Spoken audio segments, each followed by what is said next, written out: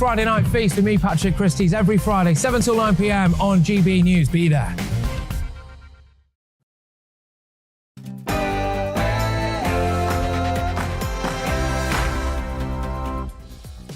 Very good morning to you.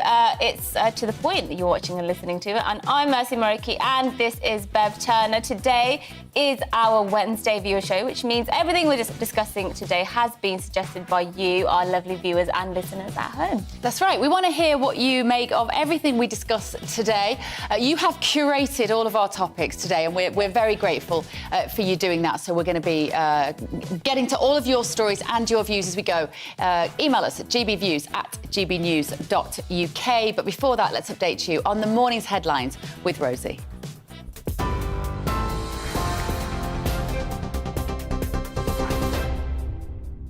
Good morning, it's 3 minutes past 10. I'm Rosie Wright, keeping you up to date on GB News. Large fires have ravaged parts of England after yesterday's record-breaking temperatures. Major incidents were declared by fire brigades in London, Leicestershire, South Yorkshire and Buckinghamshire. 6 areas in Greater London recorded temperatures of over 40 degrees, making it the UK's highest ever recorded temperatures. Although it will be much cooler today, a yellow weather warning for thunderstorms has been issued for parts of England. Commissioner of the London Fire Brigade, Jonathan Smith, has outlined precautions to take to prevent fires today. So we would absolutely say that people need to think about and moderate their behaviour over the course of the next 12 to 24 hours in particular. That means doing things like not having barbecues in outdoor spaces such as parks and grasslands. As you say, being very careful about how you discard cigarettes and making sure that that's done safely. And it's even not being careless about how you leave rubbish around, particularly things like broken glass, which can magnify the rays from the sun and then actually trigger a spark, which causes a fire. Meanwhile, in Europe, wildfires continue to sweep through the continent amid the soaring temperatures. In Greece, gale-force winds fanned wildfires near Athens, destroying homes, with residents being evacuated. Now to France, and the French President Emmanuel Macron is due to visit the Gironde region later today, where up to 40,000 people were evacuated. More than 30 fires have been reported in Spain, close to the border with Portugal. While earlier today, hundreds were forced to evacuate in northeast Italy as fires caused gas tanks to explode. Tory MPs will vote for the final time in the Conservative Party leadership contest today.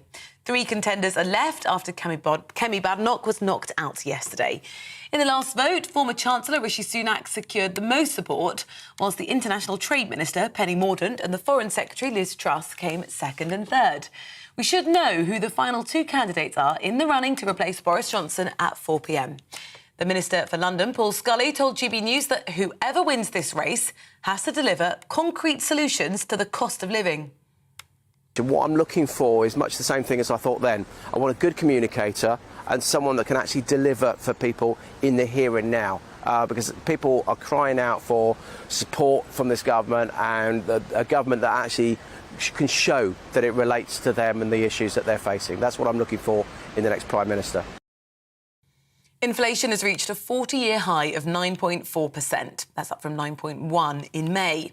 The ONS says the increase was driven by rising fuel and food prices. Now, the Chancellor, Nadhim Zahawi, and the Governor of the Bank of England, Andrew Bailey, both last night pledged that they would get inflation under control. Researchers say there's no clear evidence that depression is caused by low serotonin levels. A new review from University College London called into question the widespread use of antidepressants to treat the condition. They found it's not likely to be caused by a chemical imbalance. Experts said people should be made aware of other options for treating depression. Professor of Psychiatry Joanna Moncrief says this study may change the way antidepressants are used. Important message to get across to people that people shouldn't stop these tablets suddenly. If they do decide they want to try and come off them, that should be done slowly and gradually and with support. So that's very important to say. But the research on antidepressants actually shows they are only marginally better than a placebo tablet. So an awful lot of the effect of the antidepressant is the hope that people get from taking a tablet. The RAC is warning drivers this weekend will be the busiest summer getaway in at least 8 years. The company are estimating that almost 19 million trips will be taken across the country between Friday and Monday. Many schools will break up at the end of this week in England and Wales, which may contribute to the traffic. Now, it's predicted that the M25, M23 and M40 will have the worst traffic jams over that 3-day weekend. A surprise victory at the World Championships. Brit Jake Whiteman has won the 1,500-metre gold medal. Whiteman overtook the current Olympic champion and the favourite to win on the final lap, taking home the first British gold medal of the US-based competition. His father, Jeff, was commentating the race and said, "That's my son, he's a world champion." This is GB News. I'll bring you more as it happens. Now let's head back to the points.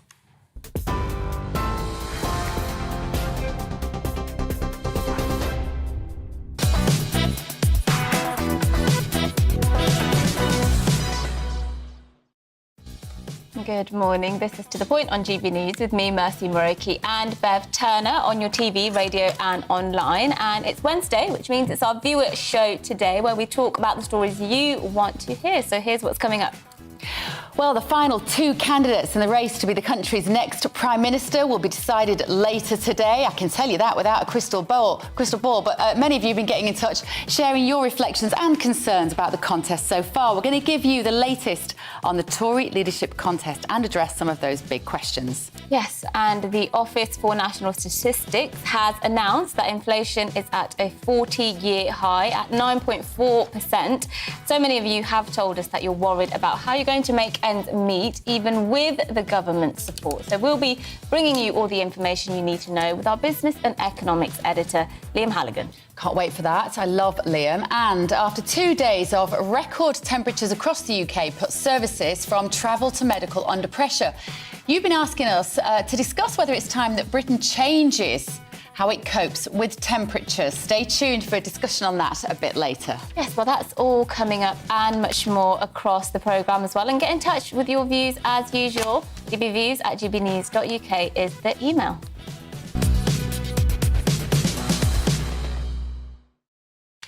Now, the reason I'm sat here with the paper, I'm not just reading the paper just to pass the time. You've got a big article in the paper today, Mercy.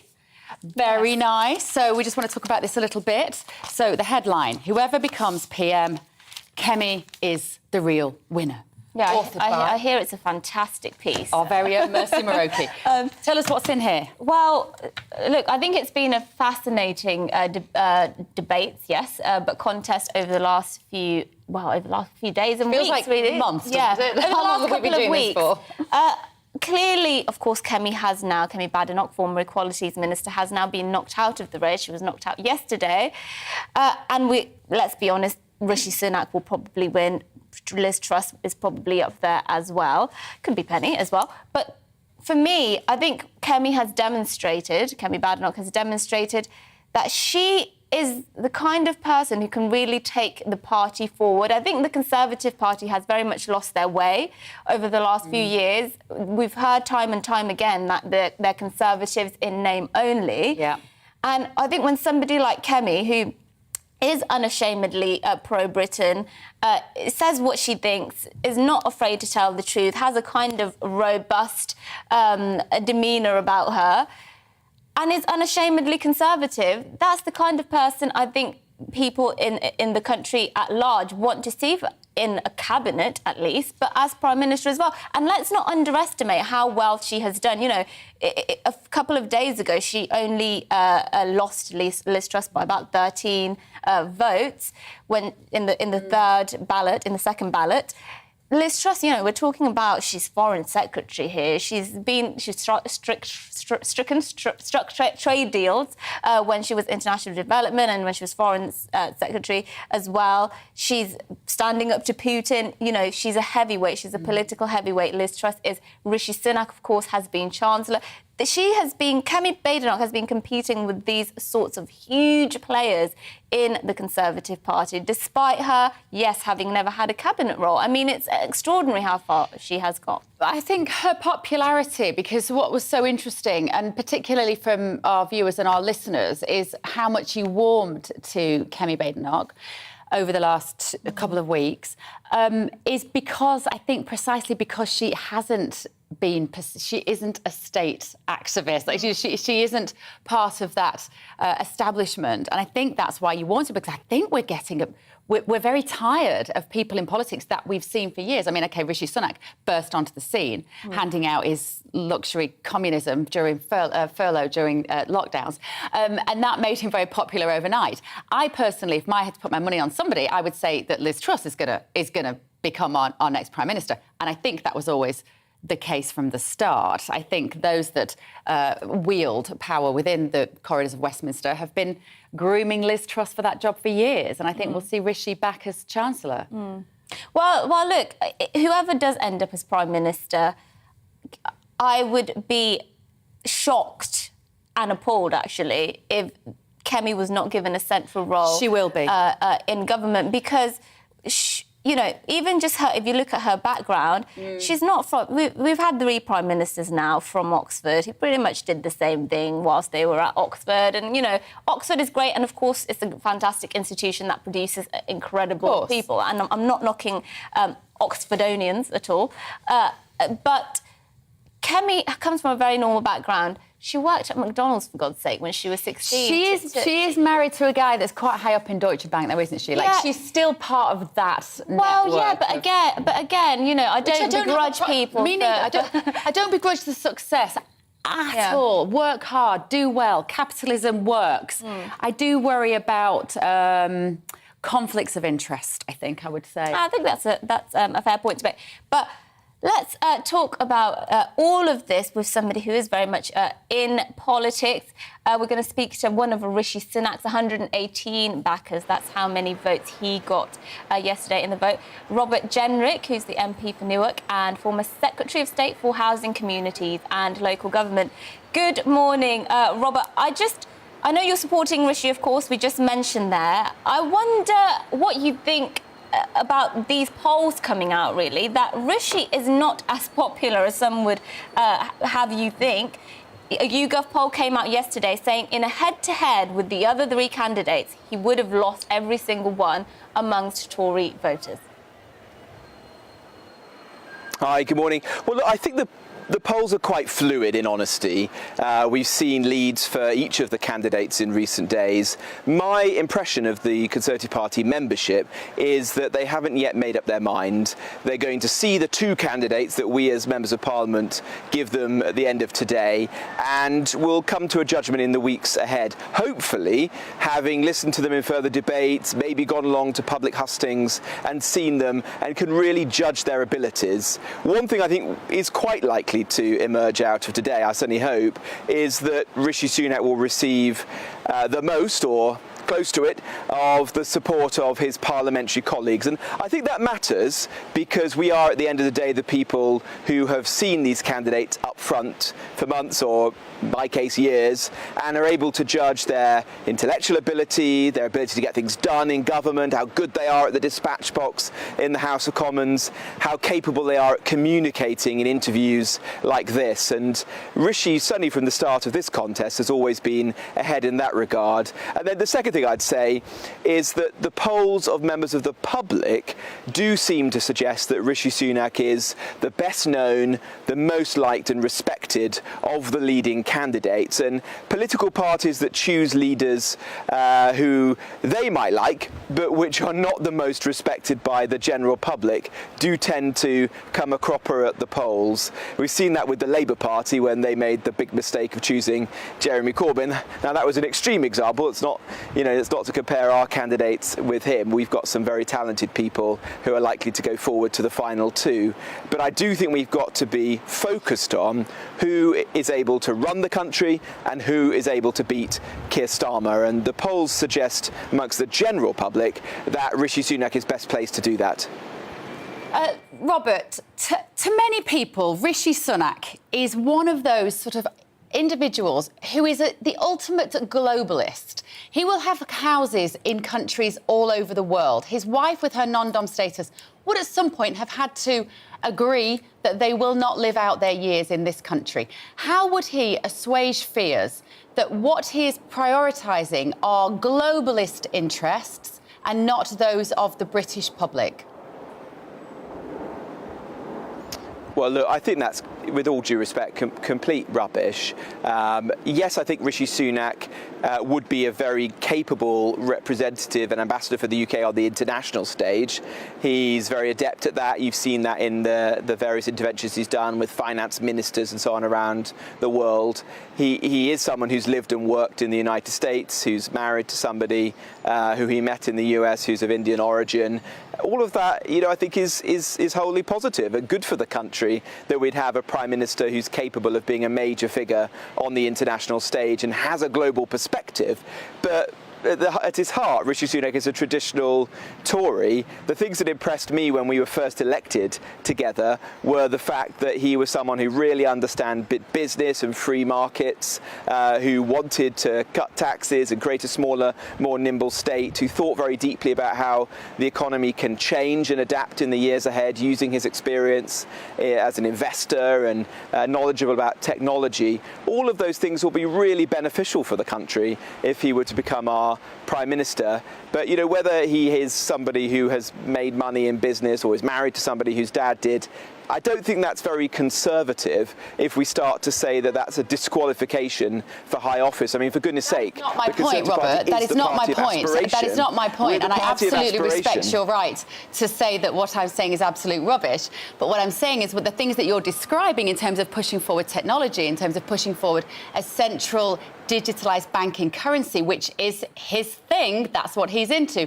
We need to have the public reassured that the implications of that, the effects of that, will be positive for Great Britain and not just necessarily for the world. I don't care how many billions he has. If he's worked hard for it, good on him. But my point is that does he have our best interests at heart with all of the things that you've just named, which are of particular interest to him? Well, one of the big challenges we've got is how do we grow the economy? We've had 10 years or more of low growth under multiple prime ministers and chancellors. How are we actually going to get this country fired up again? And to have a prime minister who understands the economy, who's founded successful businesses, who's invested in startups and technology businesses, seems to me to be a really good thing for the future of the country. But if your question is, do you think that Rishi Sunak can understand, empathise with and support hard-working people, which I think is an important and valid question of any of the candidates, because at the end of the day, that's what we really need as a Prime Minister in a cost of living crisis. I would just say, look at what he did during the pandemic, and there he stepped in overnight. He understood how challenging this might be for people, and he created the furlough scheme and the other schemes to support small businesses. I'm not sure everyone would have done that on that scale or in such a nimble manner as he managed to do, and that supported millions of people's livelihoods and millions of small businesses. So judge a man or a woman on their record, and Rishi's record in that regard is very strong. Yeah, I'm not sure it'd be too much solace to people. We're discussing the record inflation rates, highest in 40 years today. I'm not sure his not necessarily coming in and cutting taxes and how giving immediate support will be much solace to lots of people waking up to that news. But we really appreciate your time, Robert Jenrick. Can I just hold you on that point? The worst thing we could do right now with rising inflation is do a lot of tax cuts, particularly those that are focused on people who are not feeling the heat so much. What Rishi has done is actually cut taxes for hard-working people at the lower end of the scale, and what he wants to do, once we've bear down on inflation, is cut taxes more generally. That is the most sensible approach right now. Inflation is the big enemy of everyone right now. You've got to have a serious plan to tackle that, and I think he does. I'm not sure if all the other candidates do. Thank you, Robert Jenrick. Thank you very much. We enjoy a robust debate here. We appreciate your time this morning. Tom Harwood has joined us. Tom, I think what we've just heard is somebody supporting Rishi Sunak saying he's going to dig us out of this economic mess.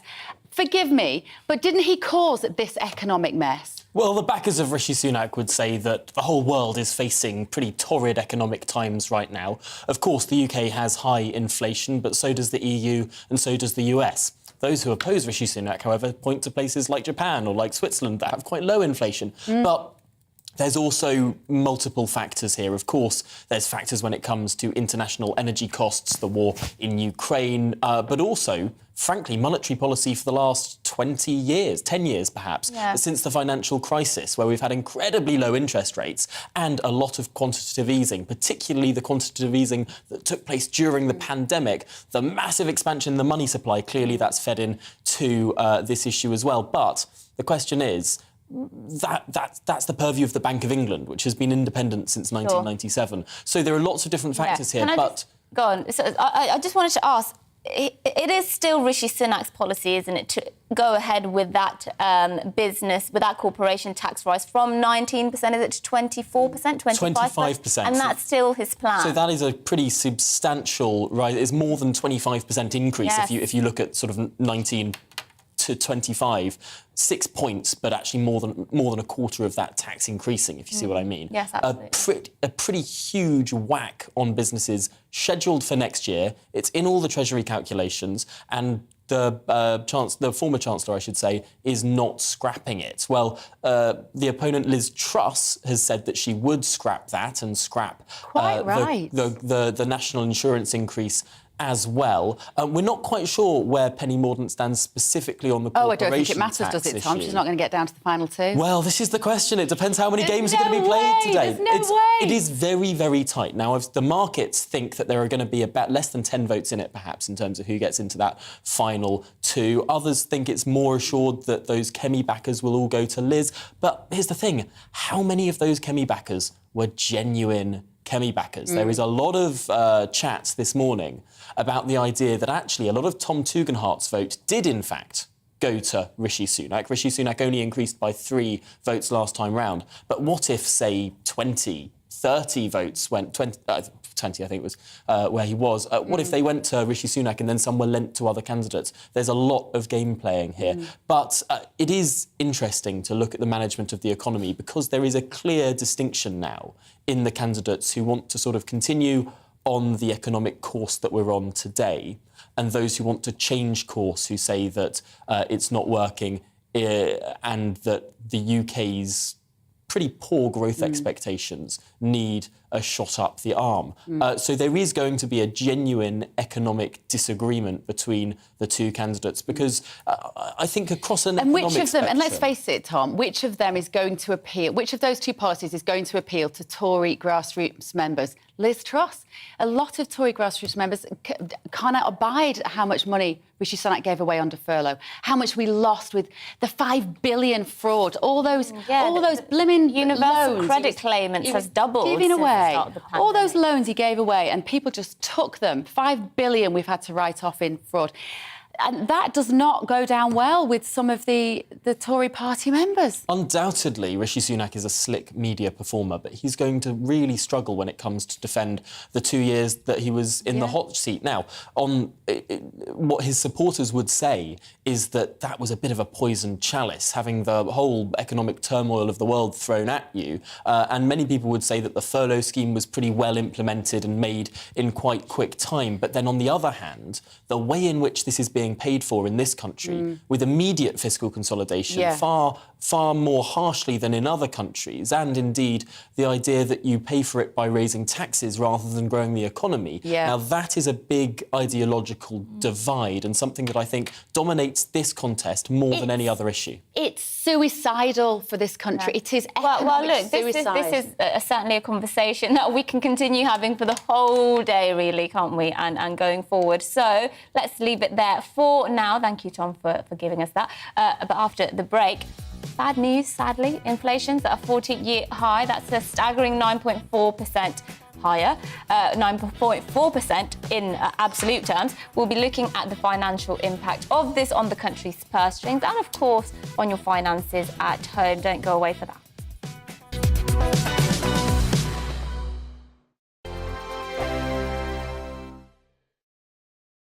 We are GB News. We're right across this great nation. On TV. On radio. On digital. Absolutely everywhere. We don't talk down to you. We embrace all voices with honest and civilised conversation. We are not part of the establishment. We're one of you. And we're only getting started. Join us on GB News, The People's Channel. Britain's news channel.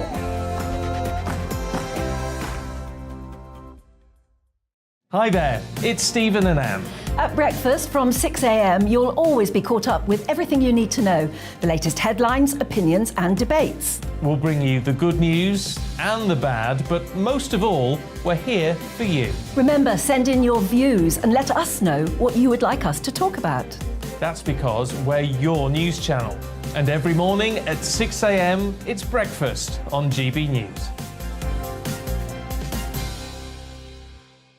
My name's Tom Harwood and join me 9:30 a.m. every weekday for The Briefing, your one-stop shop for everything you need to know about what's going on in politics today. I wonder if this is a deal that might need to be like the biscuits in this factory, twice baked. Is there not an opportunity here to win out against the extremes? Tom Harwood, GB News. What are you going to do about it?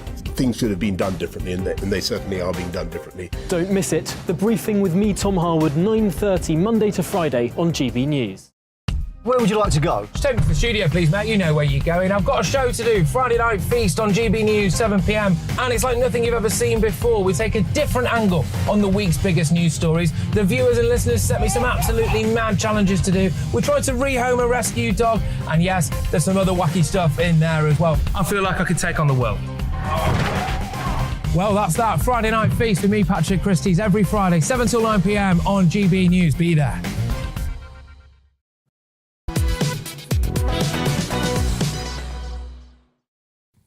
Good morning, it's 10:28 and this is To The Point with me, Mercy Moroki, and Bev Turner on GB News. We're live on your TV, online and radio.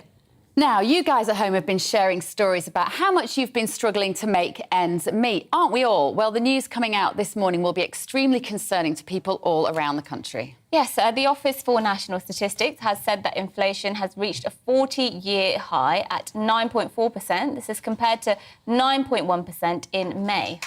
So the ONS says that this increase was driven primarily by rising food and fuel prices. Yes, well, one viewer, Richard, wondered whether inflation could reach 10%. Well, it doesn't seem far off, does it, sadly? And we can be joined now by our resident expert at GB News here, Liam Halligan, our economics and business editor. Liam, thanks for joining us to deliver yet more bad news. Prophet of gloom. Yes, you are, sadly. How worried should people be about these new figures from the ONS? Well, I think amidst all the political carnival that we're seeing at Westminster, life goes on. And for many people, they are struggling to make ends meet, as you say. And Richard's right. He's more right than he knows, maybe, because inflation's already in double digits if you measure it with the measure that the Bank of England used to target, not the consumer price index, but the retail price index, which is a slightly different measure. In my view, a superior measure. It includes more on housing costs and so on. And the retail price index, the RPI, which is used to benchmark, train tickets, social housing rents, council house rents, lots of phone contracts, TV contracts and so on. That's at 11.8%, so well into double digits already. So prices are going up, and this could get a lot worse before it gets better because, of course, in the autumn, we're all facing increases in our household fuel bills when that ghastly Ofgem energy price cap is likely to go up again, given wholesale energy prices on oil and gas markets. So I saw, am I allowed to mention Martin Lewis? Is he your media rival, Liam? No, he's a very interesting guy. He's a very interesting guy. I used to work with him at ITN, actually. Oh, there you go. Yeah. So he's not your rival necessarily. No. Former colleague. Amazing. You're my favourite, but he's my second favourite when it comes to these issues. And he did a clip yesterday on Twitter where he was, I know he's quite an emotional man anyway, but he was almost crying yesterday, delivering what he was saying is going to be hideous news for people come September with what you've just said with Ofgem. He said those bills could go up by as much as 65% in the autumn where the weather gets cold again. That's shocking. Can't the government do something? There must be something they can do. It almost feels deliberate. They're just letting this train just run into the wall at the moment, aren't they? Well, some of us have been warning about high energy prices for months and months. And, of course, energy prices were already high at the back end of last year. The Ofgem energy price cap, which saw the average household bill go from under £1,000 to almost £2,000, that was adjusted upward in February, which was before the war in Ukraine. So the Bank of England will say, oh, it's all because of the war in Ukraine. It isn't all because of the war in Ukraine. It's not. At all. Though, of course, since Vladimir Putin invaded Ukraine in March, wholesale energy prices on oil and gas markets have gone up, which means that the next energy price cap, when it's revised in October, which is there to protect us, that will go up to almost £3,000. This is the average bill for the average household. That's a huge amount of money when you think that the average wage in this country is about 30 grand. That's before tax. Yeah. And of course, you're paying your energy bill after tax. Rishi Sunak has put some money on the table in the past, but, you know, not nearly enough. And this is what a lot of people are frustrated with. I think the real key line that punched out in the last leadership debate for me was when Penny Mordaunt says, I don't endorse any particular candidate, but when Penny Mordaunt says, people need help now, Rishi, what don't you understand about that? Playing, maybe unfairly or unfairly, it's a leadership contest on the Chancellor, the former Chancellor's huge wealth. So I do think there will be more direct assistance coming forward. But in the end, it comes down to our energy policy, Bev. We haven't got gas storage facilities that are nearly big enough. We haven't developed enough nuclear power. We used to be the world leader in civilian nuclear. We're not doing those things. There are still also those huge energy renewable subsidies on your electricity bill. Around a quarter of your electricity bill is subsidies. Liz Truss says she wants to get rid of those. That's what I said. I was just going to say that in the debate. She said she'd put a temporary halt, didn't she, on the net zero? Again, as some of us have been arguing for many months. We should, surely. I mean, people who are struggling with their household bills aren't going to be... Mercy, I wish that net zero was going Even forward. Germany has suspended those renewable subsidies that are placed on people's household energy bills. And in Germany, the Greens are actually part of the government coalition. Well, Liam, thank you for bringing us that, I think. Not great news, but we will keep covering this, of course, and we can find you on this channel, on this 1 o'clock on the money. 1 o'clock on the money. There you go, Liam Halligan. It's like Aspiration FM today, isn't it? We're Exasperation FM, sorry. Mercy and I are struggling to speak today. I think it is all this exasperation. The heat is getting to you. No, don't even get me started on the game. Don't even get me started. Bev, are you hydrated? Oh, don't even get me started. They cancelled my netball, Liam. She is not happy about that. Well, after the break, we'll be looking at yesterday's record scorching weather, as we were just saying, and how we should be coping with it as a country. But before that, a look at this morning's news.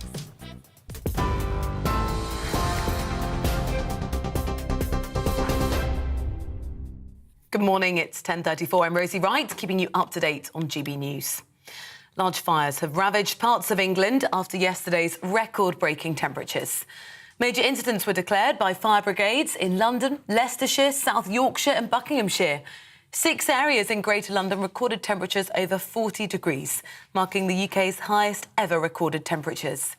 Although it will be much cooler today, a yellow weather warning is in place for thunderstorms for parts of England. Assistant Commissioner of the London Fire Brigade, Jonathan Smith, has outlined the precautions we can take to prevent fires today. So we would absolutely say that people need to think about and moderate their behaviour over the course of the next 12 to 24 hours in particular. That means doing things like not having barbecues in outdoor spaces such as parks and grasslands. As you say, being very careful about how you discard cigarettes and making sure that that's done safely. And it's even not being careless about how you leave rubbish around, particularly things like broken glass, which can magnify the rays from the sun and then actually trigger a spark, which causes a fire. Tory MPs will vote for the final time in the Conservative Party leadership contest today. 3 contenders are now left after Kemi Badenoch was knocked out yesterday. In the last vote, former Chancellor Rishi Sunak secured the most support, whilst the International Trade Minister Penny Mordaunt and the Foreign Secretary Liz Truss came second and third. We should know who the final 2 candidates are in the running to replace Boris Johnson at 4 p.m. today. Inflation has reached a 40-year high of 9.4%. That's up from 9.1% in May. The ONS says the increase was driven by rising fuel and food prices. The Chancellor, Nadhim Zahawi, and the Governor of the Bank of England, Andrew Bailey, both pledged last night that they would get inflation under control. Climate protesters are causing large delays on major roads in England this morning. Just Stop Oil activists have climbed onto signs along the M25, forcing Surrey police to close parts of the motorway. National Highways is warning of delays of more than an hour, with tailbacks of 9 miles. TV, online and DAB+ radio, this is GB News.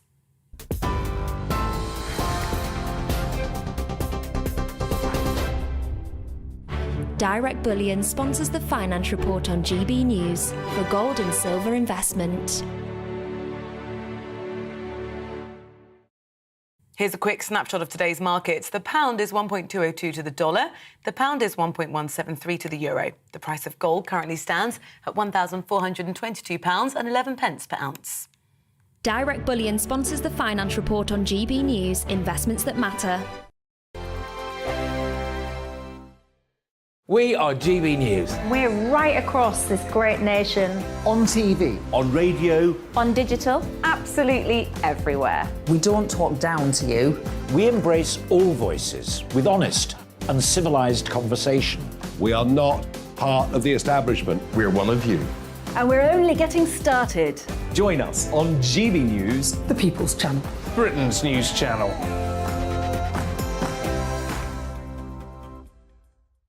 Hi there, it's Stephen and Anne. At breakfast from 6 a.m, you'll always be caught up with everything you need to know, the latest headlines, opinions and debates. We'll bring you the good news and the bad, but most of all, we're here for you. Remember, send in your views and let us know what you would like us to talk about. That's because we're your news channel. And every morning at 6 a.m, it's breakfast on GB News. My name's Tom Harwood and join me 9:30 a.m. every weekday for The Briefing, your one-stop shop for everything you need to know about what's going on in politics today. I wonder if this is a deal that might need to be like the biscuits in this factory, twice baked. Is there not an opportunity here to win out against the extremes? Tom Harwood, GB News. What are you going to do about it? Things should have been done differently, and they certainly are being done differently. Don't miss it. The Briefing with me, Tom Harwood, 9:30 Monday to Friday on GB News.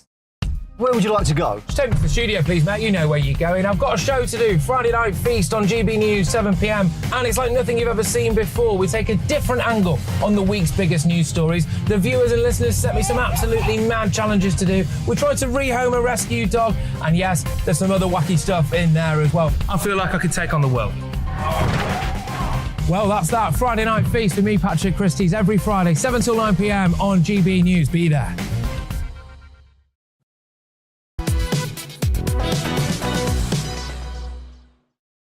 Good morning. It is Wednesday, 10:38. This is To The Point with me, Bev Turner, and Mercy Muroki on GB News. We're live on your TV, online and radio this morning. Yes, now, regular viewers of To The Point, all listeners, in fact, no, we don't shy away from controversial topics and we like to give everybody a fair chance to express their opinions. Well, the tensions between transgender rights and women's rights have featured heavily in our show in this Tory leadership election, in the public discourse in general. That's right. Penny Mordaunt, she was accused, of course, by former Equalities Minister Kemi Badenoch of not being entirely transparent about her real views around trans rights after she reportedly supported gender self-identification and said, quote, trans women are women in Parliament. Yes, well, joining us now is Stephanie Hayden, who's a commentator and lawyer, to discuss this in more detail. Thank you for joining us this morning, Stephanie. You've, in many ways, been at the centre of this conflict and this conversation that's been going on between trans rights and women's rights. Just explain to us how toxic this kind of debate can be. The debate is very toxic and overly toxic, in my opinion. Let me make one thing clear. I believe that everybody has a valid contribution to make to this debate. It is a legitimate topic to talk about, and there are extremes of views on both sides of this matter. However, where I draw the line is in personalising the debate and in attacking people and their families. That is not on from either side. Yeah. Isn't that part of the problem, though, Stephanie, what's happened? It feels like transgender people are, without a doubt, some of the most vulnerable members of society who have a journey which is unimaginable for anybody who isn't in those shoes to understand. And yet the transgender community has become characterised as being activists first and foremost, and using measures and means that try to shut down the debate. I believe there's a problem on both sides of the debate in that regard.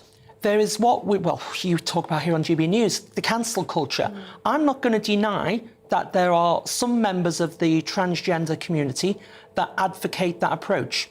Just for the avoidance of any doubt, I am not one of them. Likewise, though, it has to be said, on the opposite side of the debate, they are not shy of cancel culture, and certainly the what I like to sometimes call the free speech warriors are anything but free speech when the topic does not agree with their point of view. So there is a problem there. But I think what has to happen is the tone has to be lowered. Let me just set out briefly where I come from in this debate. Many people describe me as a transgender activist. I think that's not true. I have my views, but I'm certainly not an activist. However, most people watching this, they'll probably be surprised to learn that when it comes to these views, to coin a phrase, I agree with Penny Mordaunt. I do not support self-ID. I believe that, yes, people like me, there is a biological basis for how we are. And yes, am I a woman? Yeah, I believe I'm a woman, but am I a biological woman in the same way as, I'm being presumptuous now, your good self? No, I'm not. And I think it would help if people on our side of the debate, if you like, just accept that reality. There's nothing wrong with that. Yeah. Nothing wrong with it at all. I think the thing with Penny Mordaunt, I'm still quite unclear as to what her position is, because there's been, as you know, quite a lot of back and forth about what she did support, what she didn't support. What do you think the middle ground is here? Because at the heart of this is that there is that conflict of interest that we haven't had to confront as a society before, really. And in many ways, it's a good thing that we are confronting it. But where do we draw the lines here in terms of the rights that trans people should be able to have, that have been considered women's rights, and the rights they shouldn't be able to have? Well, what I say now, I say strictly in a personal capacity. I do not speak for the transgender community, far from it. However, in my view, there is a middle way here, and I wrote about it some years ago. I believe the Gender Recognition Act 2004, as it now is broadly correct, and a lot of people in the community will not be happy with me for saying that, but that is a view I've held for many years. Can it be tweaked? Can there be some administrative changes? Is it necessary to have 2 medical reports? I don't believe so. But fundamentally, if you want society to accept you as being legally of the gender you say, it seems to me that it's not particularly harsh to expect a bit of objectivity in that. So I believe that is a good starting point. In terms of the debate about women's spaces and things like that, I'm going to be upfront with you. When it comes to things like toilets, I really do not know why there's such a toxic debate about this. I mean, personally, we've just had, obviously, one of the candidates in the Conservative leadership contest who took a particular line with regards to toilets, to the extent that their campaign went into a venue they hired and changed the that things. Was Kemi Badenoch. The Kemi Badenoch campaign, yes. But to me, looking at that, as an outsider, whether I'm transgender or not, that's just absurd. It's ridiculous. It's almost childish. I think most people have to accept that in everyday life, somebody like me is not going to walk into the men's toilets. Now, personally, I've got no problem using, gender-neutral toilets or sometimes disabled toilets. It doesn't bother me. But for other people, it does. But again, and I speak personally for myself, I can definitely understand the problem that some would have, and I hope I'm never in this position, where you'd have to seek, for example, counselling from certain services, after certain events. It seems to me perfectly reasonable that a natal-born lady should wish... Yeah, well, I have a daughter. I use my daughter as a frame of reference quite often, but, it's how I sort of see the world. So, but I was thinking, if my daughter is, a teenage girl, for example, when she's a teenage girl, I think she fundamentally, and she's using a public toilet, and she's on her own in that public toilet, I think she should always have a fundamental right to say, I'm not comfortable with, if a man comes into this toilet, a biological male, I should have a veto on that, so to speak. I should have the right, I should not be demonised for saying, I'm not comfortable with you coming in here. And that's how I look at it. And, that's just how I feel. That's how I feel about the situation. And you're entitled to feel that way. And in the situation that you describe, your daughter has every right to have, her opinion. Now, what I would say, from a practical point of view, how do you police that? I mean, it's impossible. We're not going to be having the toilet police. I mean, we're not going to be having present your... And someone like me, incidentally, I do hold a gender recognition certificate. My birth certificate says I was born female. So if I'm asked to present that at the toilet door, we may have a bit of a problem. But I think the point that you make, Mercy, is that if you or your daughter has that view, they should not be vilified for that or harassed. And you know what? I totally agree with you 100%. But likewise, I've had instances where my family's been targeted. I've had people that I've been professionally associated with contacted and harassed, and that is not acceptable. Here's my question, Stephanie. So is life easier now for transgender people in 2022 than it was 10 years ago, or has it got harder? I think there's a toxic discourse which, don't get me wrong, in my opinion, is being propagated to an extent by the media. But if I'm looking at my position personally, when I'm going about my everyday life in the real world, out and about, I personally don't find I have a problem. So in that extent, arguably, it's got easier and society's become more accepting. However, in the online world, and we all know Twitter's not really real, but it has an effect on people. It's a nightmare. It's toxic. And it can affect people. And that is a real issue. You see, some people say, and they often message in the show and the channel, and I'm sure there will be today, to say we give too much time and too much debate time to the transgender community, which make up a very small number of people. And I suppose if you think about how few people there are who've been on that particular journey, I guess we probably do give quite a lot of time. And I suppose the risk, therefore, is that the media, I don't mean GBNews, I think GBNews do a good job of you're here. Yes. I don't see enough transgender people in the mainstream media. I hear a lot of people talking about the debate, and I don't see enough people who actually can tell us what it is like to live that way. So I'm really pleased that you're here for that reason.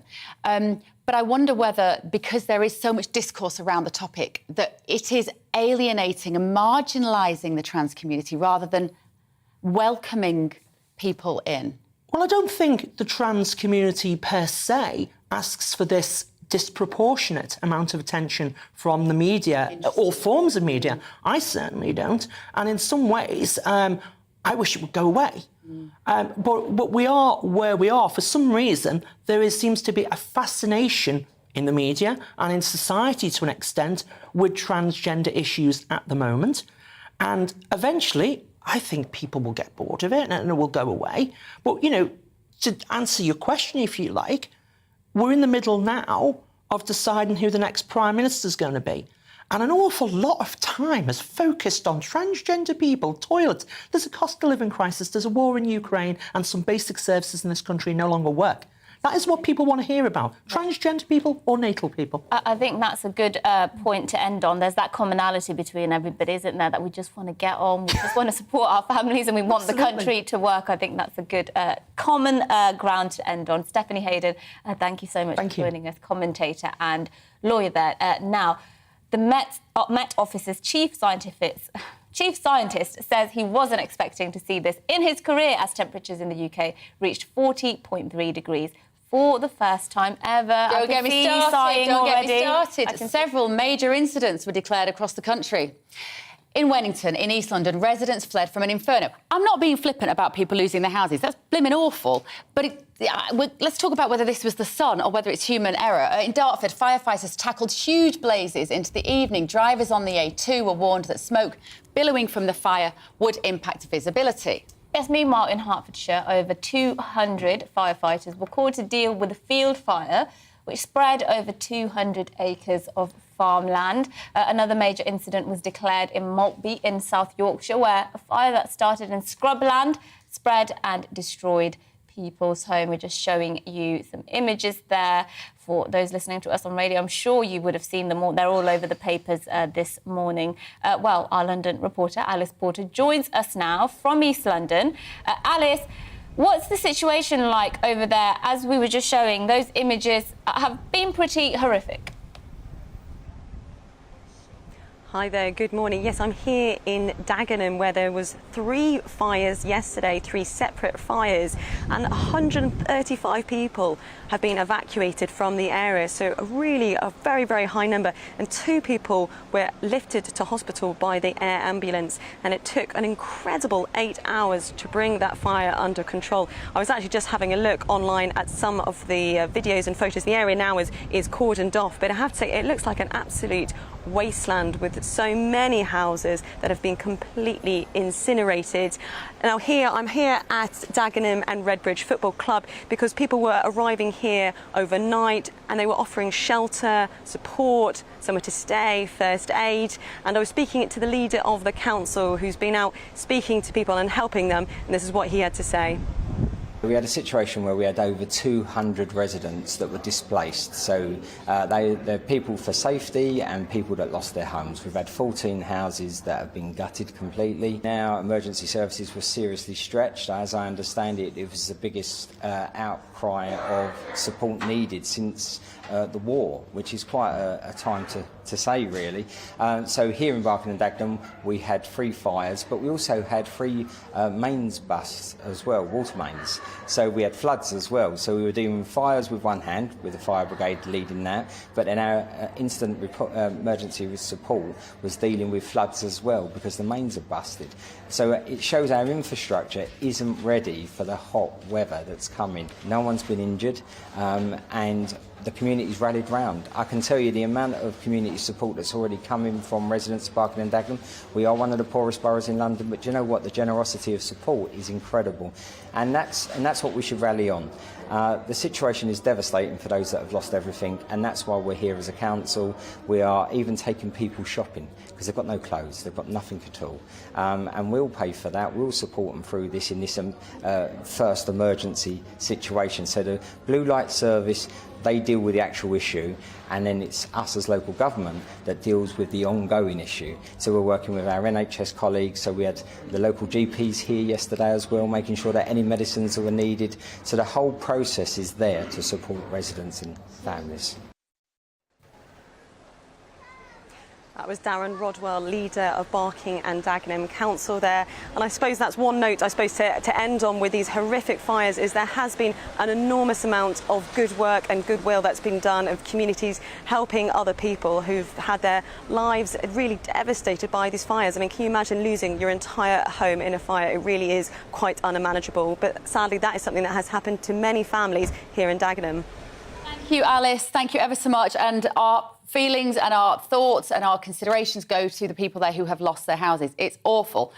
Coverage of the record-breaking weather has dominated news, of course, when it's hot. It's almost all we can talk about in the UK. Is there something uniquely British about not knowing how to deal with the heat? Well, one of our viewers, Ian, who spent some time working abroad, said this. He said, when everybody else was sensible having a siesta, the British could be seen out working, wearing sienna hats or sombreros, depending on where they were. Learning by error is not always wise. Advice should not be condemned, although I agree nannying by rule of law must be avoided.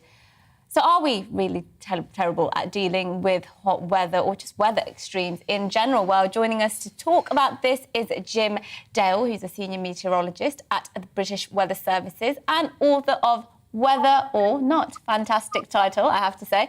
Thanks for joining. Thank you for joining us, Jim. You're welcome. Over to me. Beth here. Thank you. I should say, first of all, before you dive in, I should say I'm a long, long way from you today. I'm actually speaking from Bangkok. I left Heathrow Airport, the Heathrow Airport, when it reached 40.1 yesterday around lunchtime, and I arrived in a very cool, get this, Bangkok around 27 degrees. So something shifted in the world climate there, didn't it? 41 to 27. It's usually the other way around. I was personally appalled by the state of this country in the last 2 days. If I was the mother of the nation, I'd be wagging its finger. I was very disappointed. The parks were empty, the tubes were empty, the offices were empty, the shops were empty. It was like a self-imposed climate lockdown. And people didn't need to be told they had to stay at home. They just had to be told it was a hot day, and they did. What's happened to us? Look, I'll use one word, and that is choice. People have a choice. I think in the most part, people have the choice to go to work, choice to go to school. If the head or if the company director decided that they didn't want them in for the reasons that have been given, maybe the tubes were too hot, etc., then there's one word that underlines all of that, and that's safety. Responsibility maybe is another word. And I think when you get to these extreme situations, and let's face it, the pictures you're seeing right now, these are extreme cases. This was record breaking. I've waited. I kind of knew it was coming. We formed British Weather Services in 1987. And I remember the climatologists saying this is on the way. 30, 40 years time, you're going to start to see global warming like you've never seen before. But hey, Jim, presto, 30, 40 years later, it's here. Okay. So nannying, I hate the word because I don't think it fits necessarily. Yeah, some people might go slightly over the top and take too many extreme points, if you like, and take it a little bit too far. But there's also another little sentence there, better to be safe than sorry. And I think in our case, the meteorologist started it off. So, but these houses haven't spontaneously combusted. Let's be honest. We're seeing all these pictures, and I am so tired the last 2 days of seeing these fires, which are awful. Anybody that gets hurt in a house fire, or nobody was hurt, luckily, but if house fires are terrible under any circumstances. But in order to have a fire, you need the three things, don't you? You need oxygen, you need fuel, which was admittedly dry fields in this situation. But you also need the ignition. You need a cigarette that's been flicked out, or you need a barbecue that's been badly lit, or you need somebody setting off a fire in order to create a climate crisis. You need something, and that is human stupidity. That is not the climate. Well, it could well be the climate, and I'll argue why. And this is the reason. These parts that got burned yesterday, the fields and the houses and all the rest, they've been in very dry zones, really from the spring onwards. And you only have to look around the fields to see how brown they were as opposed to being the normal green. I just reflect on this. I left Heathrow Airport and it looked like a desert. Arrived in Bangkok and it looked like the jungle is full of green and gem and all the rest of it. So this was a catastrophe waiting to happen. And spontaneous combustion does happen. Yes, it might take a match, it might take a fag, but if it had rained, let's just say, heavily for the previous few days, that would not have happened. So all of this together, and when you get 40-odd degrees, that's what you get. We do need to move on. Listen, have a lovely time in Bangkok. Thank you for getting in touch. With fantastic Wi-Fi. It's better Wi-Fi than we have from people who are in London. Yeah, that always fascinates me. Right, stay tuned. We're going to a break. See you in a minute.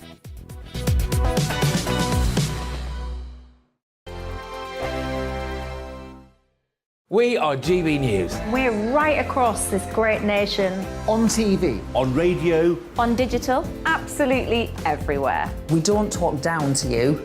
We embrace all voices with honest and civilised conversation. We are not part of the establishment. We're one of you. And we're only getting started. Join us on GB News, the People's Channel. Britain's news channel.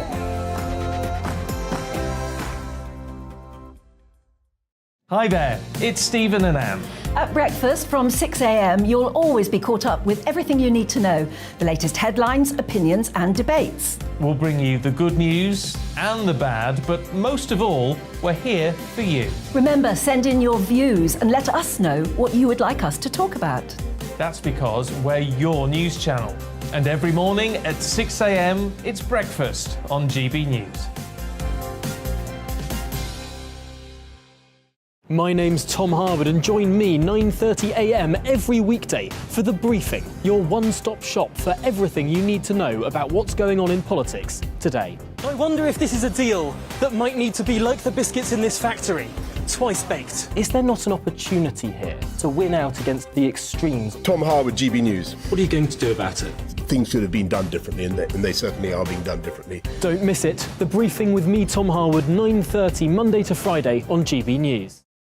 Where would you like to go? Just take me to the studio, please, Matt. You know where you're going. I've got a show to do. Friday Night Feast on GB News, 7 p.m. And it's like nothing you've ever seen before. We take a different angle on the week's biggest news stories. The viewers and listeners set me some absolutely mad challenges to do. We tried to rehome a rescue dog.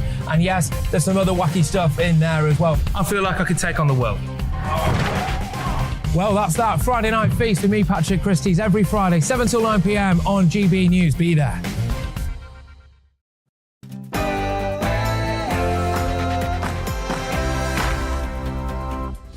Very good morning. This is To The Point on GB News with me, Mercy Moroki, and Bev Turner on your TV, radio and online. We are with you until midday, so for another hour with a show full of all of today's biggest stories. But remember, it's Wednesday, which means all the stories we're talking about are selected by you. Make sure you continue to get in touch with your views, as usual, on gbviews at gbnews.uk. We will get to as many as we can, but first it's time for the latest news.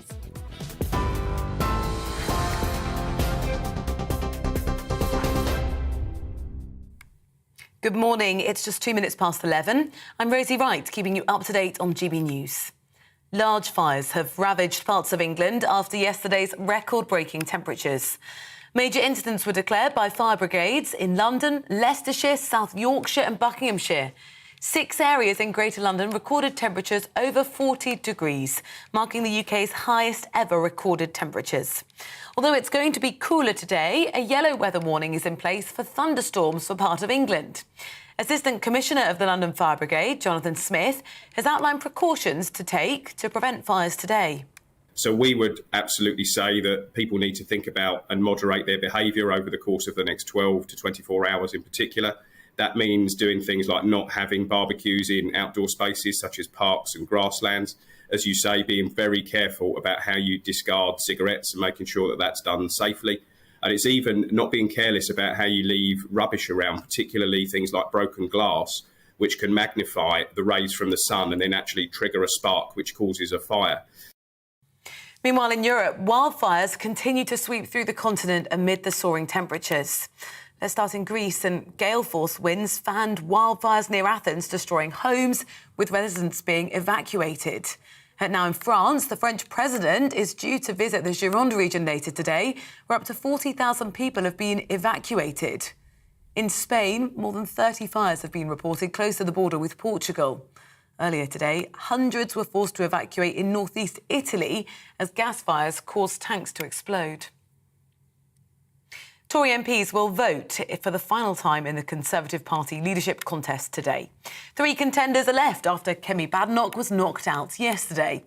In the last vote, former Chancellor Rishi Sunak secured the most support, whilst the International Trade Minister Penny Mordaunt and the Foreign Secretary Liz Truss came second and third. We should know who the final 2 candidates are in the running to replace Boris Johnson at 4 p.m. today.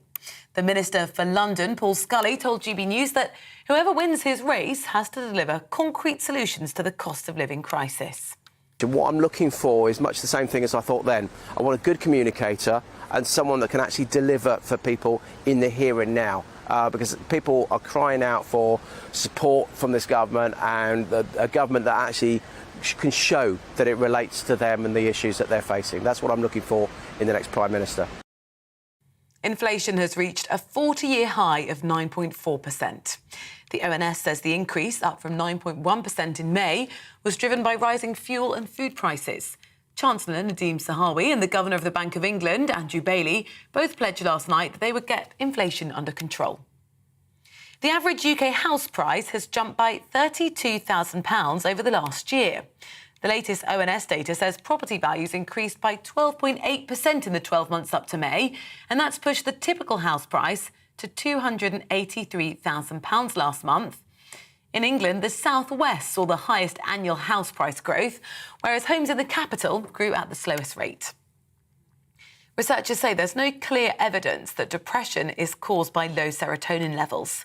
A new review from University College London called into question the widespread use of antidepressants to treat the condition, as they found that it's not likely that depression is caused by a chemical imbalance. Experts said people should be made of other options for treating the condition. Professor of Psychiatry Joanna Moncrief says this study may change the way antidepressants are used.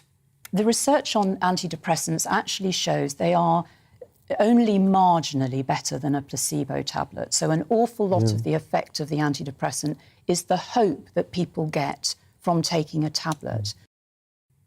The RAC is warning drivers that this weekend will be the busiest summer getaway in at least 8 years. The company is estimating that almost 19 million trips will be taken across the country between Friday and Monday. Well, many schools will break up at the end of this week in England and Wales, which may well contribute to traffic. It's anticipated the M25, M23 and M40 will have the worst traffic jams. And a surprise victory at the World Championships in the US. Brit Jake Whiteman has won the 1,500-metre gold medal. Whiteman overtook the current Olympic champion and favourite to win on the final lap, taking home the first British gold medal of the US-based competition. Well, his father, Jeff, was commentating at the race and said, "That's my son, and he's a world champion." This is GB News. I'll bring you more as it happens. Now let's head back to the point.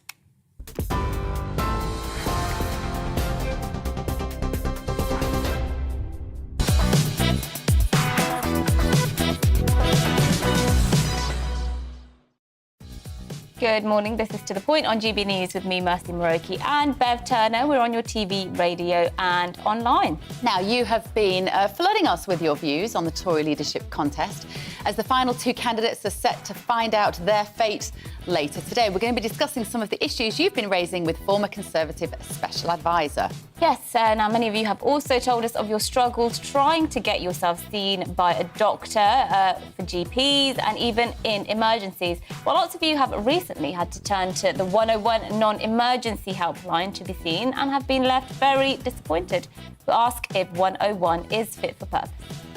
And we spoke yesterday to a PCC. What's that? Police and Crime Commissioner. Thank you. About Priti Patel's plans to crack down on middle-class drug users, planning on implementing a 3-strike policy. But what impact will that have on medical drug users? Yes, that's all coming up and much more as well across the programme. And get in touch with your views. We've just been handed some ready to read out, so we will be doing that very shortly. The email is gbviews@gbnews.uk.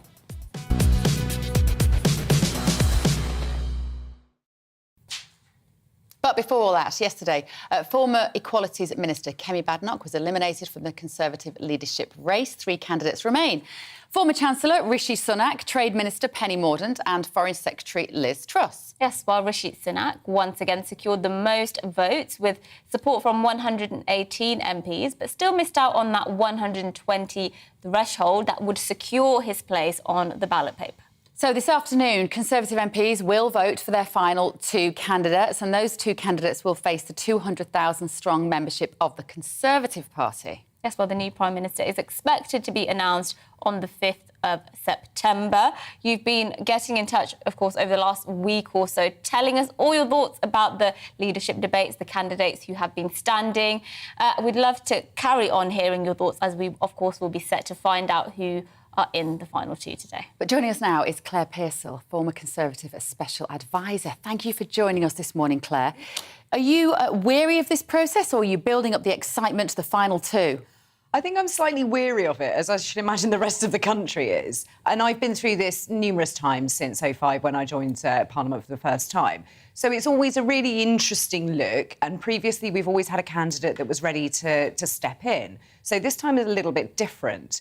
But now getting down to the final 3, we seem to be at the end of this, and then there'll be a long summer of campaigning, which is when the grassroots members will have their say and be able to question them. And you are one of those grassroots members. Is it fair for us to ask who you personally would want to back, or do you not want to say that publicly? I'm quite happy to say it publicly. I was team Tom Tugendhat, but sadly he, lost his battle. So I think Penny Mordaunt, for a number of reasons. And I understand that there are many problems with all of the candidates, which your viewers will no doubt tell you. But for me, as a Brexiteer, I think Penny is the one to deliver that. She's got no chance, has she? Yeah, what about Rishi, though? Because you say Brexiteer, what about Rishi? What puts you off about him? I think it is more of a sort of globalist look that Rishi has, and also I get a little bit fed up of him suggesting that he will reverse all of these tax hikes that Rishi Sunak put in himself. And the dirty tricks campaigns that are going on in Parliament, don't let anybody tell you they're not, I think are largely coming from his team. So I don't think there's a level playing field whatsoever, and I would rather see somebody like Penny come forward. See, when I said to Robert Jenrick earlier that I think he's a bit of a globalist, Rishi Sunak, he told me that was absolute rubbish. So it's nice to hear you confirming that as well. I mean, you don't have to be a political genius to work out where his interests lie, let's just say. So Liz Truss, my money would be on her. Can we bet on these things, by the way? Can I go out and place a bet? Yeah, of course you can. I might do that. My money's, I think it will be Liz Truss. Tell us why the Conservative grassroots membership might warm to her over Sunak if it becomes those two in the final race. I think they look at somebody like Liz Truss as, even though she was a Remainer, she has fought for Brexit. So I think a large part of the grassroots party will look at her and say she's done a very good job. As Foreign Secretary, she's been out there and she's represented the nation. She hasn't really set a foot wrong in the view of the public. So I think they will get behind that. But as I say, the party is very split. If you think the parliamentary party is split, the grassroots probably even more so. Can I ask about the membership and who do you think they'll support? Because I was really interested in a poll that came out yesterday from YouGov. It was amongst Tory people who are Tory members, and it's, Rishi Sunak was not very popular at all. In fact, he was losing when he was put head-to-head with other candidates. Could this be a disaster when he actually goes out to the party membership at large and then he realises, actually, he's not as popular as he is in Parliament? I think that's a real concern, and I think this is why you're seeing a lot of the horse trading that's going on. Team Sunak will be looking at who they would want to be against on the final ballot, and they think that they could beat Liz Truss, which is perhaps why her vote share went up yesterday by 15, whereas Penny's only went up by 10. So I think he's quite scared against going up against somebody like Penny in the final ballot.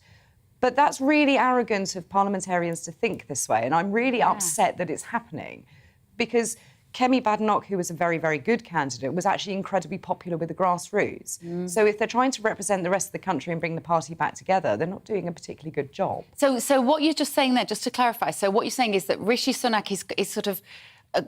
Rishi Sunak's followers are trying to get Liz Truss and him into the final two because they think that the grassroots would vote for him over Truss, as opposed to him over Mordaunt. Absolutely. And I know that seems very strange from the correspondence that you'll probably get coming in, but you've got to understand that there's quite a lot of the Conservative Party that think that Rishi has done a good job with the furlough scheme and things like that, and they'll be looking at what impact over the pandemic. The different demographics of the Conservative Party maybe wouldn't support Truss necessarily, the younger people perhaps more than the older people. So it's a real split, it's a real gamble to do this. And the horse trading is also a gamble because it only takes 20 votes for him to not be in the top spot. And very finally, what do you think is the long game here? Because will the person who becomes Prime Minister come 5th of September when it's expected to be announced, will that be the person who takes the Conservatives into the next general election? Or actually, are some people thinking, let's just put an interim leader for now and then reevaluate things when down the road? I think this person will be the one who takes us into the next general election. There isn't time in the schedule for this to happen again. So this is the person that will take us through to the next general election. Whether they remain Prime Minister after that, really, I wouldn't like to bet on. And can Rishi beat Starmer or whoever will be Labour leader at the time? Can Penny beat Starmer? Who do you think has the best bet? I think Penny does have the better bet when it comes to beating Starmer, and her dispatch box performances are superb. So I think she would have a better bet. The polling out this morning has everybody losing against Starmer, which I don't believe for one moment. Not ideal. Not ideal, but also I don't believe it. So I think Penny has a much better chance. But it really is all to play for. And this afternoon, we're all going to be on committee corridor, waiting around. You seem exasperated by You know what? I'm fascinated. And I'm also just wondering whether it's just all theatre and it's already been decided by people with nefarious interests at heart as to who our Prime Minister will be, and it's all just performance art from this point onwards. I hope I'm wrong.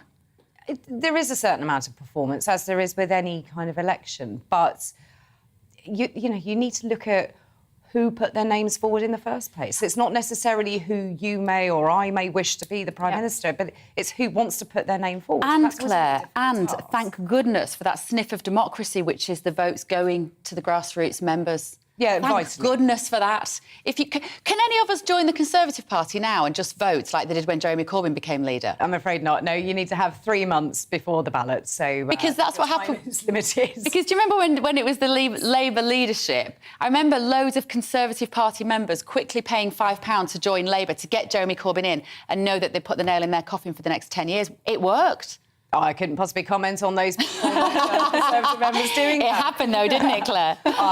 Couldn't possibly comment. Yes, well, Claire Pearson, thank you so much for joining us, former Conservative Special Advisor. Lovely to see you in the studio as well. We're used to seeing you on our screen down the line, but thank you for coming in.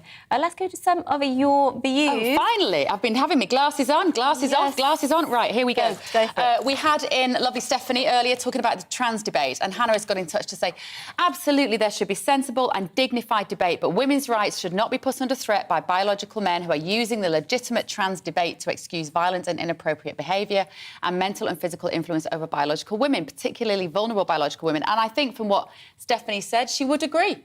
Yeah, I think it's interesting, actually, because I often meet... I don't know many trans people.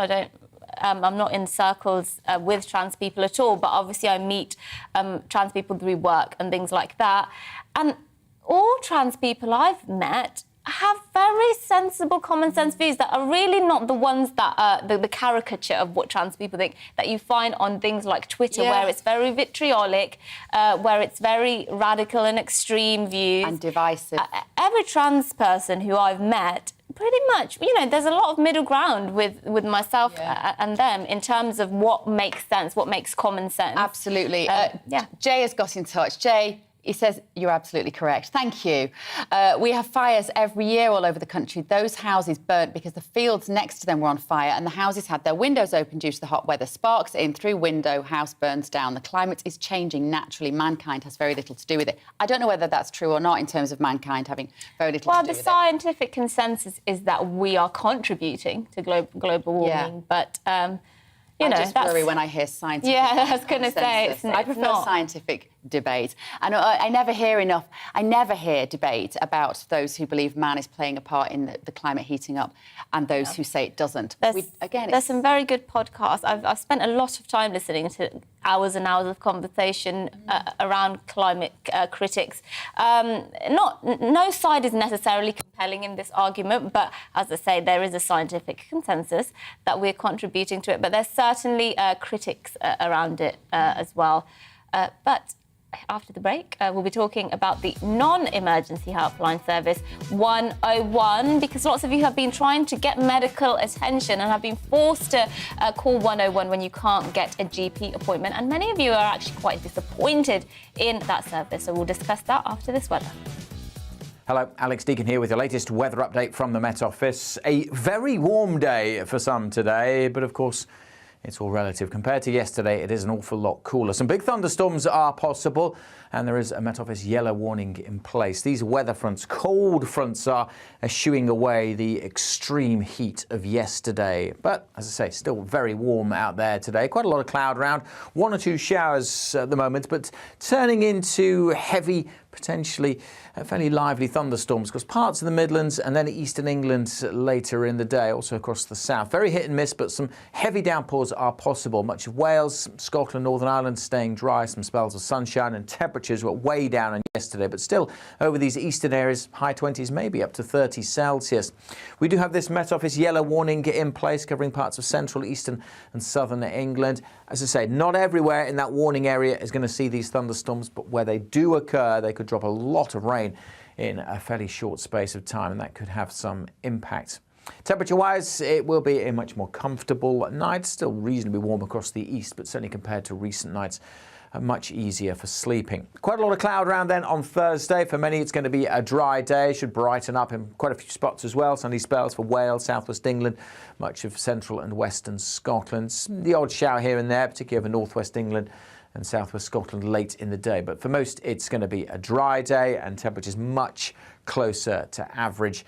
Feeling pleasant when the sun's out, but actually feeling relatively cool where it stays mostly cloudy. And we will, I think, keep a lot of cloud across the country during Thursday evening and into Friday. Still a few showers over parts of northern England, perhaps one or two across the south, but most places staying dry and fine. The weather remaining much more changeable, much more typical summer into the weekend, but we will see temperatures on the rise again into the weekend across the south.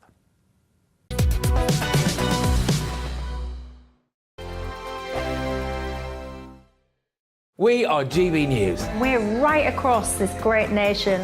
On TV. On radio. On digital. Absolutely everywhere. We don't talk down to you. We embrace all voices with honest and civilised conversation. We are not part of the establishment. We're one of you. And we're only getting started. Join us on GB News, The People's Channel. Britain's news channel.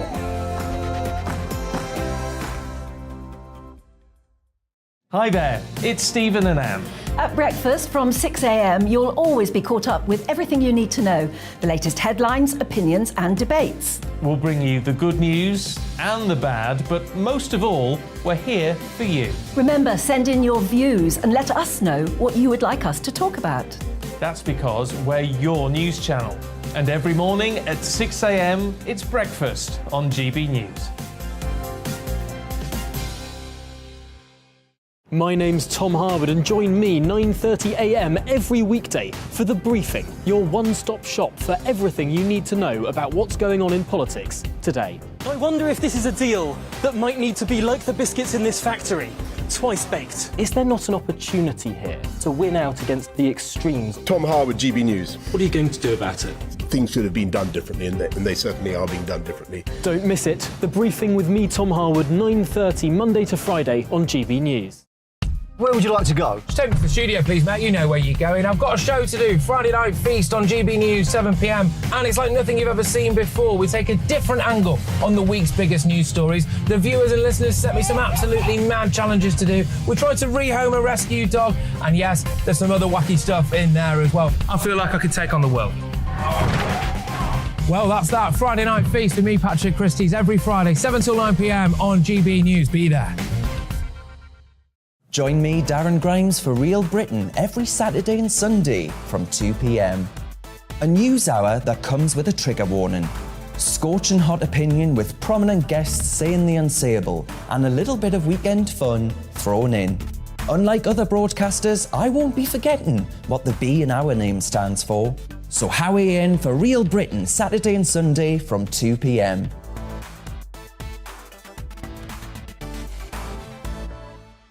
Hello, I'm Patrick Christie's. And I'm Mercy Moroki. Make sure that you join us Monday to Thursday, 10 a.m. until midday, right here on GB News for To The Point. We're not afraid to talk about the topics that matter to you or the big topics that always matter. We cover absolutely everything, from the breaking political stories of the day to law and order, what's going on in the channel. We're not afraid to hold people to account. We always make sure we include your views on our show. Indeed, if you're thinking it, you can guarantee that we're saying it. So make sure you join the conversation with us, 10 a.m. until midday, Monday to Thursday, for To The Point on GB News.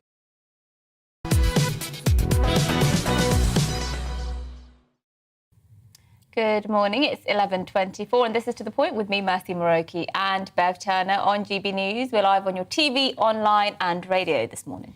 Now, I want to discuss something that many of you have been getting in touch about. It's the 101 non-emergency helpline. Which I had confused with the 111 non-emergency helpline. You know what, that is not surprising, though, because I think a lot of us are a little bit unclear about some of these services. We still think 999, don't we? Well, an email from Gary stood out saying, can you talk about the useless 101 service? I tried to report a harassment case. I waited 2.5 hours before giving up. With all the money spent on the service, could we not open a few more police stations instead? So is Gary right? Is the service a complete waste of time? I suppose the same applies with 111, I guess, because I have heard people saying 111 was...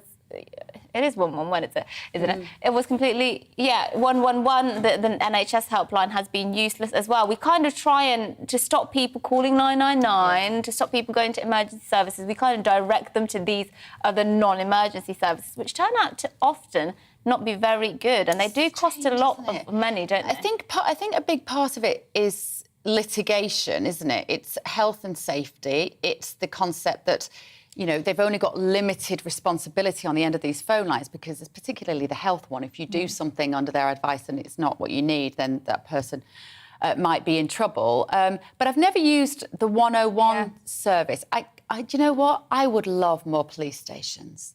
I love a police station. I know I'm old-fashioned, and every time I come on here, I realise how old-fashioned I am. But I love a police station. I want to go in and tell them. I did once call 101 because I saw a group of absolute yobs. Is yobs the right word? You can say yobs. Young on air, little thugs people. And a homeless man was sitting by a fountain, and these young people cycle up in their bikes and push him into the fountain and run off. Now, I saw him sort of struggling, walking off, and it wasn't an emergency. I'm not going to call 999, so obviously I called 101. I don't actually know whatever happened to that. Well, but there are instances, I suppose, this where is the kind of person who might know. Yes, well, let's speak to a police officer, in fact, a former Met police officer, Peter Blexley. Thank you for joining us. Peter, what do you make of 101? Do you think it's almost used as a bit of an excuse by the government, who obviously run it, so to speak, to not invest too much on frontline emergency policing? Yes, I think that statement has some considerable merit, because essentially and unfortunately what has happened through 101 is that our police have become even more anonymous, even less contactable, and this has all contributed to the ongoing deterioration in the trust that we have for our police. Bearing in mind that 600 police stations have been closed in recent years, so that ability to walk up to the front counter, see the station sergeant, get to know his or her name, engage with them, have some trust, all of that has been lost, sadly, and 101 is just another symptom of that. How on earth do we get that back, Peter? Well, you have to plough in sufficient money to enable police stations to be reopened, but unfortunately that's not going to happen, because most of them have been sold off and they're now flats or pizza restaurants and the like. This centralisation of policing into big, purpose-built, new, modern, as they would call it, police headquarters has been catastrophic, because being able to know your local police, contact them, have their name and their number, has just been sacrificed, because some bright sparks by way of senior officers have said that centralisation is the way forward. And I think they've moved away from that key principle of policing, being local, being contactable, and I don't think that we can ever, sadly, reinvent that policing wheel. Been quite interested watching this leadership campaign and looking at who wants to sort of have a small state again, which is what Conservatives are supposed to stand for, and just make sure we invest in the very basic services that we need in the country to keep us running, instead of investing in all sorts of random public services that don't really have much use or effectiveness. I thought it was really interesting, personally, that Kemi Badenoch was saying, let's stop, you know, all this hate crime incident, whatever it's called, nonsense. Let's stop wasting police time with that kind of thing and invest properly in policing that helps neighbourhoods, invest properly in bobbies on the beat. Why aren't we hearing more of that? Well, you would have to ask the politicians about that. And yes, of course, we'll have a new Tory party leader and a new Prime Minister very soon.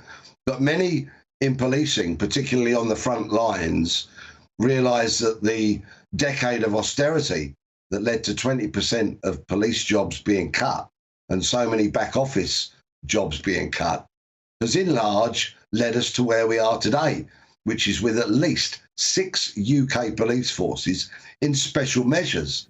There is no getting away from the harsh reality that UK policing is in crisis.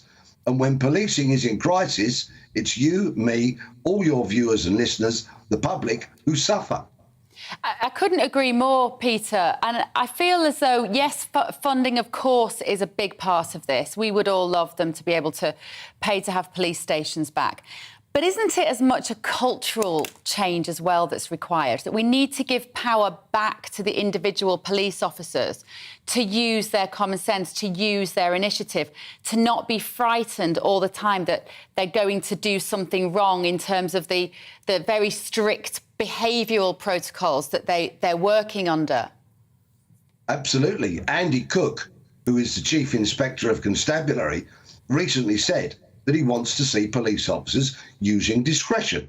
And discretion, of course, is a very powerful tool when you're a police officer. You can use it to diffuse something. You can use it to deal with a situation with originality and with sensitivity. And it's a vital thing for police officers to be allowed to use their discretion. But in order to do that, when they get back to the police headquarters and they are debriefed by their sergeant or their inspector, they must be supported. And quite frankly, at the moment, many of the rank and file on the front line who are overworked and underpaid do not feel supported by their supervising officers, who they feel are all too keen to climb that greasy pole of promotion and will sacrifice any underling in order to be able to do that. The sense of camaraderie, the sense of togetherness, only when appropriate, and only, of course, if people do the right thing, has largely been lost. And it needs to be recovered, and it's a simple thing to do. Everybody who signs on that line to join the police knows what the right thing is to do. We all know what the right thing is to do, and that's all that you simply have to do as a police officer. Do the right thing each and every day and on every occasion. Simple. Well, if only we had people like you all over the country heading up our police forces, I think they'd be in much better shape than they are. Thank you, Peter, for joining us this morning. I think it's his first time on To The Point, I believe. Police officer there, former Met police officer. Now, after the break, Priti Patel is planning, apparently, a crackdown on middle-class drug use. This is something we spoke about yesterday with the Police and Crime Commissioner, and many of you got in touch, basically asking what this would mean, and it opened up a can of worms around medically prescribed drugs and whether we should liberalise those laws. But before we discuss that, a look at this morning's news.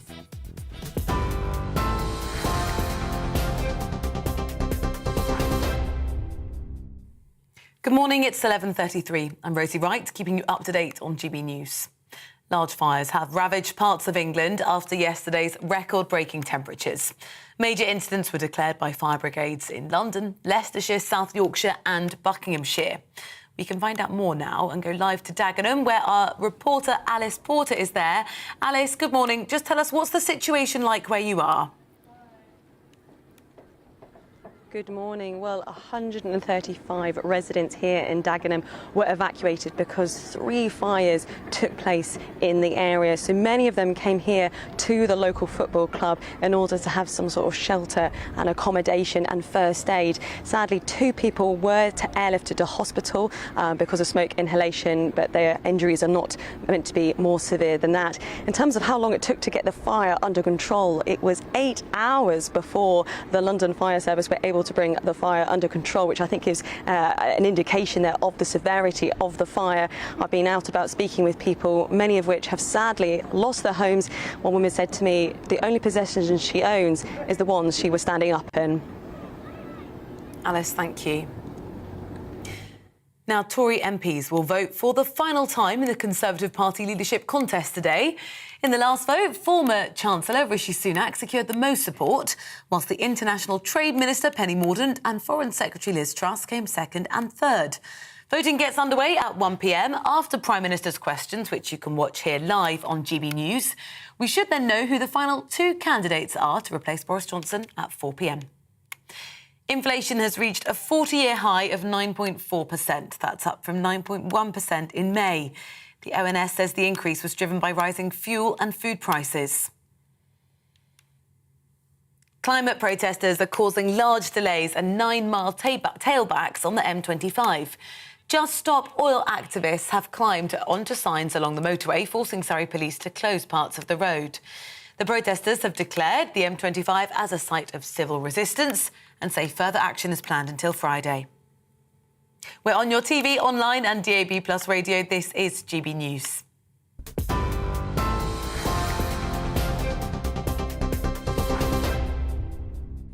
Direct Bullion sponsors the Finance Report on GB News for gold and silver investment. Here's a quick snapshot of today's markets. The pound is 1.202 to the dollar. The pound is 1.173 to the euro. The price of gold currently stands at £1,425 and 43 pence per ounce. Direct Bullion sponsors the Finance Report on GB News for physical investment. We are GB News. We're right across this great nation. On TV. On radio. On digital. Absolutely everywhere. We don't talk down to you. We embrace all voices with honest and civilised conversation. We are not part of the establishment. We're one of you.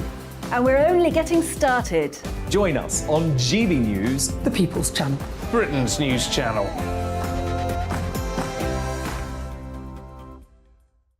Hi there, it's Stephen and Anne.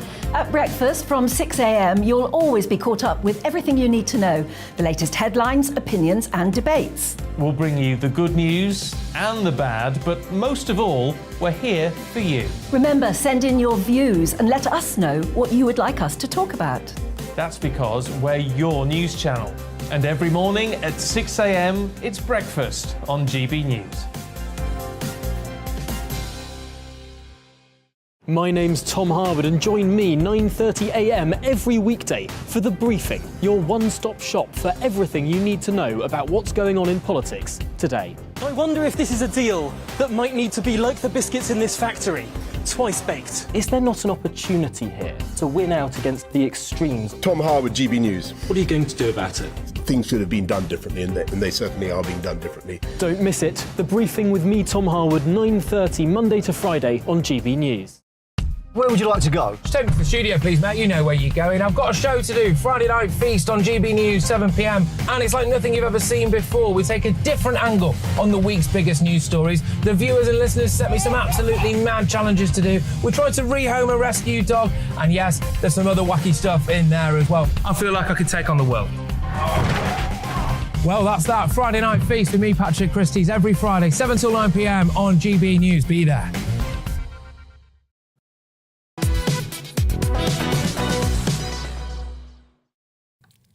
Good morning, it's 11:37 and this is To The Point with me, Mercy Moreki, and Bev Turner on GB News. We're live on your TV, online and radio. Now, for something a little bit different, one man from Croydon hasn't let the hot weather get in the way of his training. You're my kind of man, Mark Jones. He's attempting to break the world record for the number of triathlons completed in a week. Yes, well, he's aiming to complete 22 Olympic triathlons by Sunday, covering over 1,000 kilometres by swimming, biking and running. He's doing it to raise money for Knife Crime, Steel Warriors charity, after his younger brother was horrifically killed in a knife attack. And our reporter, Ellie Costello, has the story. This is Mark Jones. He's set himself the challenge to complete 22 Olympic triathlons in just 7 days. That's a 1,500-metre swim, a 40-kilometre bike ride, and a 10K run 22 times. If he does it, he'll break the Guinness World Record. Triathlon's like a roller coaster ride. You know, that grit and determination just to want to push through anything, what's chucked at you. This challenge is emotional. Mark is doing it in memory of his younger brother, Stephen, who was killed in a knife attack 15 years ago. Stephen was just 23 years old. It just never goes away. It's always there. So, you know, nothing's going to bring them back. But hopefully, if you can show people, you know, what you're doing, you come from that sort of disadvantaged background, council, state. They come from disadvantaged backgrounds as well. You can actually do something yourself and turn your life around. All of you, you got this.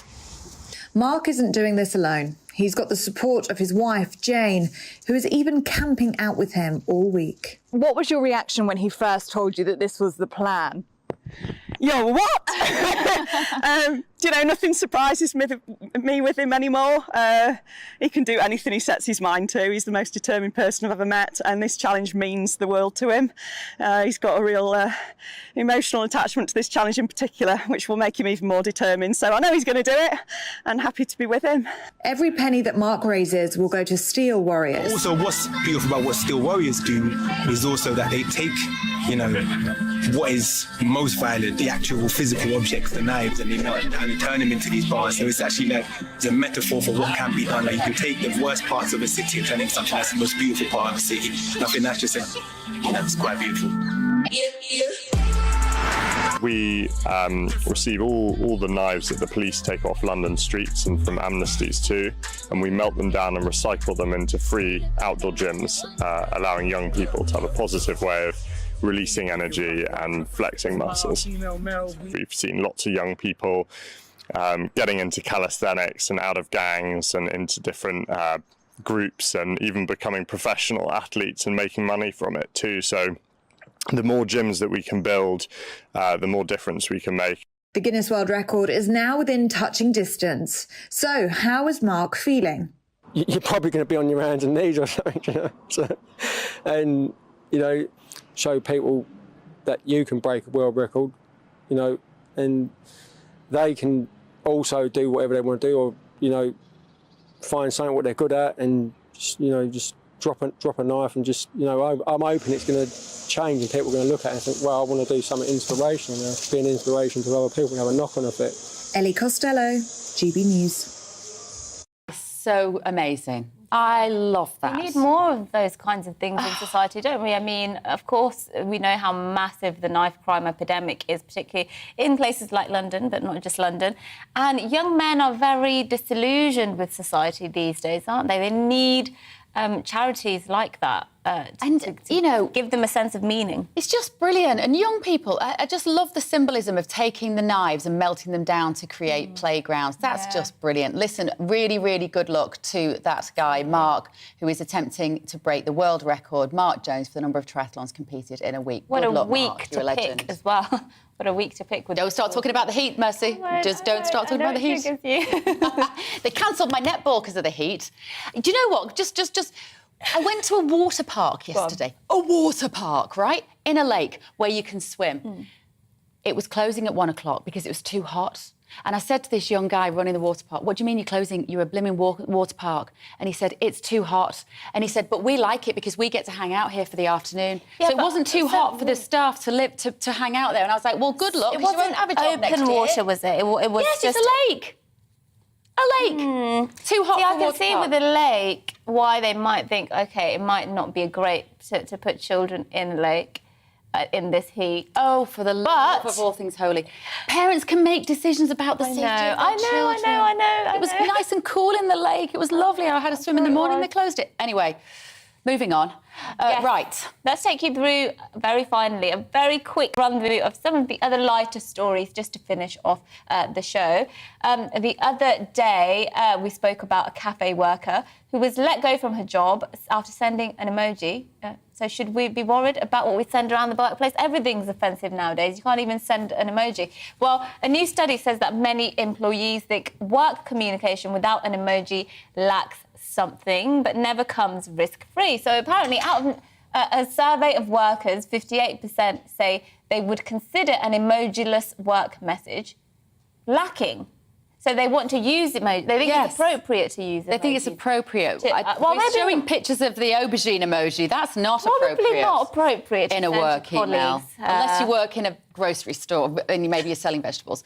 But maybe it's best to avoid any emoji that could be misunderstood or make you seem creepy and inappropriate to younger colleagues. Yeah, including the aubergine. Eggplant aubergine emoji. Like, the funny thing is, that's completely corrupted me now, because every time I go to a supermarket and I see an aubergine, what I think in my head is, the aubergine emoji, eh? The aubergine. Is that all it took to corrupt you, Mercy? That can't be true.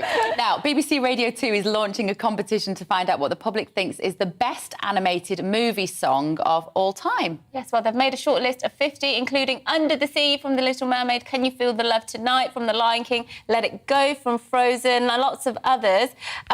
Has to be Lion King, surely. Circle of Life. Most of those songs have driven me demented over the last 10 years. And many to be parents. completely honest, I don't want to give any of them a prize. Even now that you've said Frozen, I'm going to have that in my head. Frozen. Stop singing Let It Go in my ear, director lady, because I'm going to have it in my head now. All day. I was blasting Frozen from the car, actually, on my drive into work. People must have thought I was mad. But anyway, that I am mad, so they'd be correct. That is it from us here at To The Point. But don't go away, because up next is The Briefing with Gloria, and we will see you tomorrow. We will both be back tomorrow. Hello, Alex Deakin here with your latest weather update from the Met Office. A very warm day for some today, but of course, it's all relative. Compared to yesterday, it is an awful lot cooler. Some big thunderstorms are possible, and there is a Met Office yellow warning in place. These weather fronts, cold fronts, are eschewing away the extreme heat of yesterday. But, as I say, still very warm out there today. Quite a lot of cloud around. 1 or 2 showers at the moment, but turning into heavy, potentially fairly lively thunderstorms across parts of the Midlands and then eastern England later in the day, also across the south. Very hit and miss, but some heavy downpours are possible. Much of Wales, Scotland, Northern Ireland staying dry, some spells of sunshine, and temperatures were way down on yesterday, but still over these eastern areas, high 20s, maybe up to 30 Celsius. We do have this Met Office yellow warning